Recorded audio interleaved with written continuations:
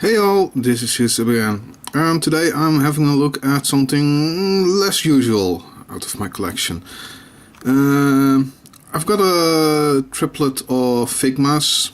The first one was Kanu Unchu from Iki one of the very first of the Figmas. Later on I've gotten hold of Drossel, Von Flügel, and whatever the rest of the name is. That's a white robot figure from a Disney series. But recently I finally got a hold of Hatsune Miku append version. This is a special release, at least in the Figma line, in that it is the 100th figure released. And what a figure it is. I'm really digging the way this one looks. In fact, just a few images which I saw of her made me like, I have to have this. Let's first have a look at the box. I like it how they always put in something of a style with every box. The Figma Drossel really fit with her box. This one also fits completely with the figure.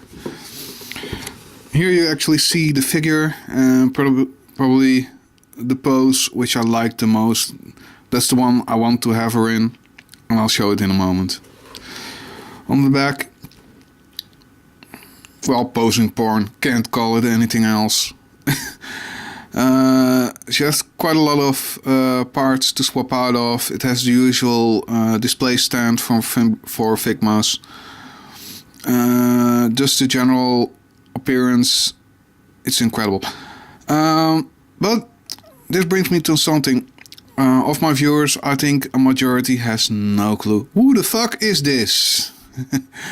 To make it simple, Hatsune Miku is a Vocaloid.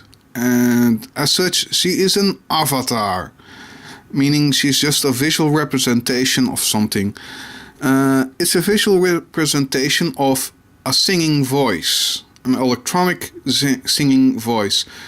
The Vocaloid series is actually a set of game Seku programs designed to provide a singing voice for music. And that's why most of the material you'll find with her is actually music. It's because she's actually an electronic singing voice, which is incredibly good. The quality of the program of Vocaloid is very good, but it's already a few years back and already improvements have been made. And she's of course not the only of those voices, but she's the first one, and so, as such she's the best known of those electronic voices. And it's not just a Vocaloid. By now they've made several new programs and it's led to a lot of other things. But where it all started? Well, that's with Hatsune Miku. Even though this isn't exactly her original form, the only thing which is really recognizable is the fact that she's got green hair in twin ponytails. And the colors of the outfits somewhat match her, but this is definitely more like a swimsuit version with the way she looks. So, let's have a look at the figure itself.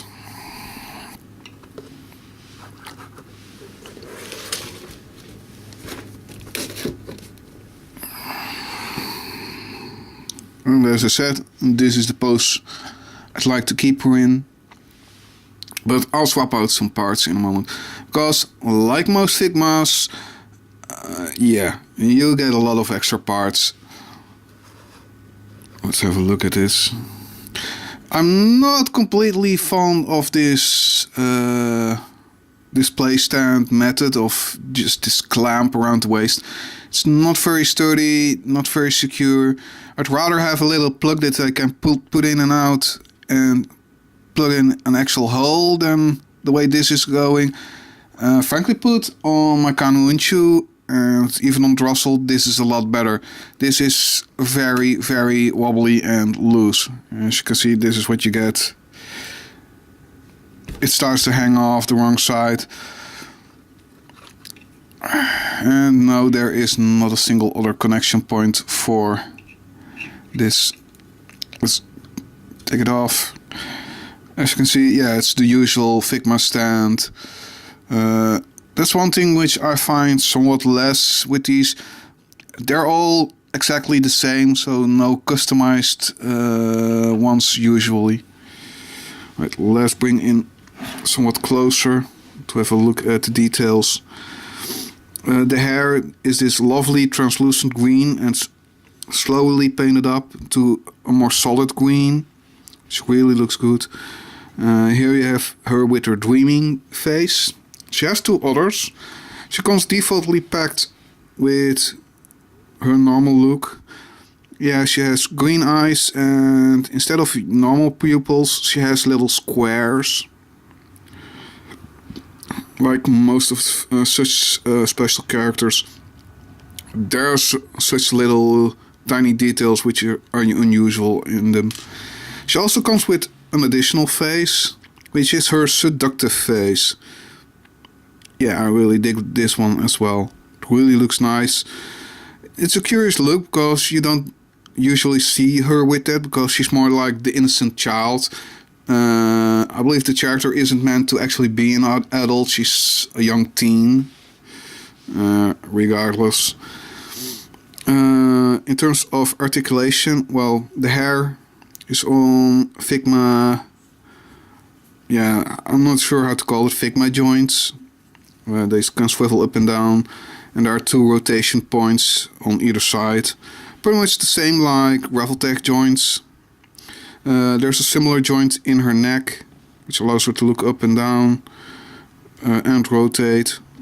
So that's pretty fine. There is a joint in her upper body, none in the lower part. These skirt parts are removable. I'll show that in a moment. The hip joints also can move out pretty freely. But yeah, it's mainly the skirt which really opposes any movement.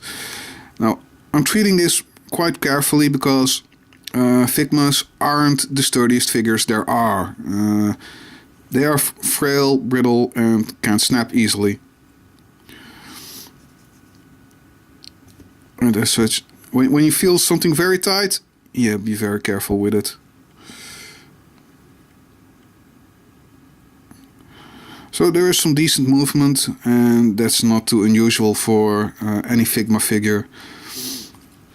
Let's swap out some parts. Oh wait, I'll better show the parts first, so you have a bit of a clue. Brains. Alright, first of all, there is the normal skirt version. Instead of this version you have for this floating form. As you can also see, there are some more of that transparent green on here, which is also quite nice. On the normal skirt, it's not there. There's an alternative chest piece. It looks somewhat weird in this version. Like, yeah, I'm not really sure why this has come loose and is floating up, but oh well. Yeah, the detail, like on Figma Drossel, is quite high. There are decals all over this figure. I already showed the extra faces. Now this is also something which I find neat. She has alternative arm parts, and to make sure the holes remain open, you actually get these little plugs which you can put in and make sure that they don't collapse or something while in the Figma bag. Then there is, of course, the additional hands. Some spread open wide hands, some holding things hands, but she doesn't really have anything to hold, and she has fists. The fists are, I believe, the ones she came with in default. Not as many hands as some Figma figures, but still pretty nice. All nicely painted up, so nothing to really complain about. Right, let's swap out some parts. Right, first of all, the arms.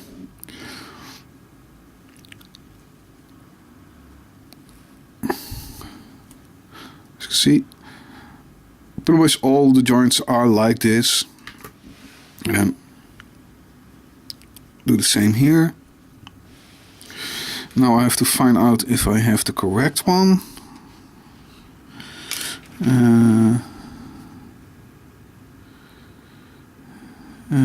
Is this the correct one? I think so. Because, frankly put, yeah, what's the difference? Oh, you see it. Just a tiny bit of difference, that's it.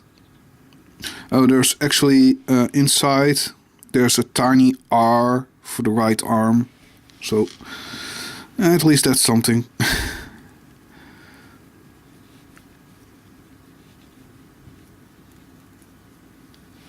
And then you connect it up again.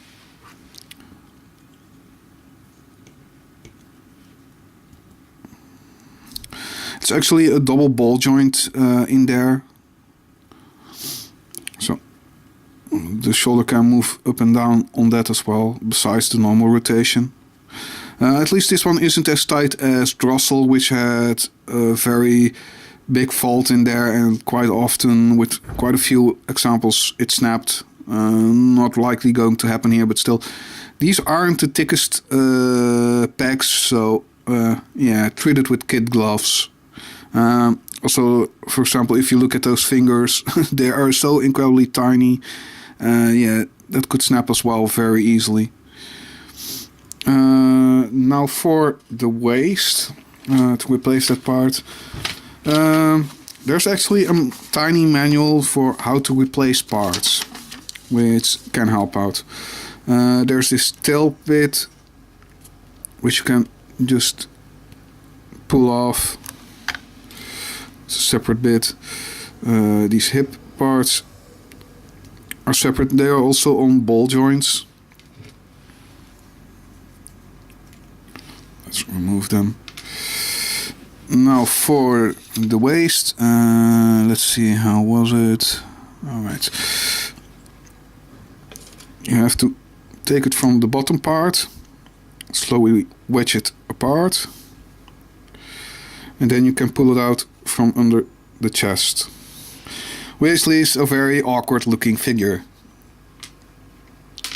Then you place it with the normal chest. First press in this part that the upper pegs are in place, then the lower part.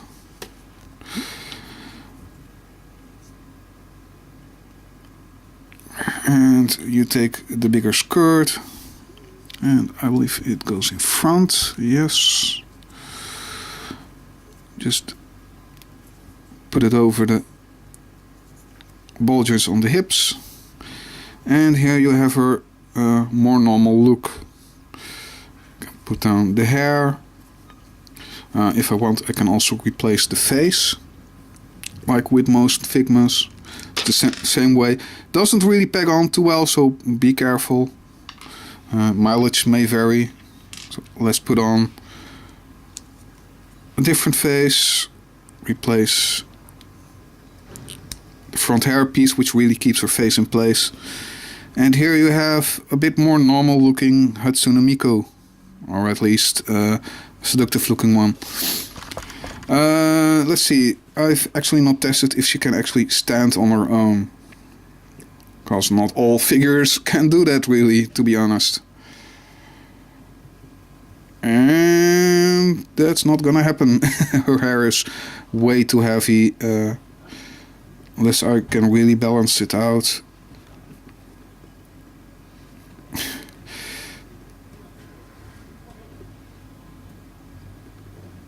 No. Yeah, with some trouble you can get her to stand on her own, but it's not the easiest. This is really a case where the display stand is really the best way to go. Anyway, this was Eucep. I've waffled on long enough. Thank you all for watching, and see you next time.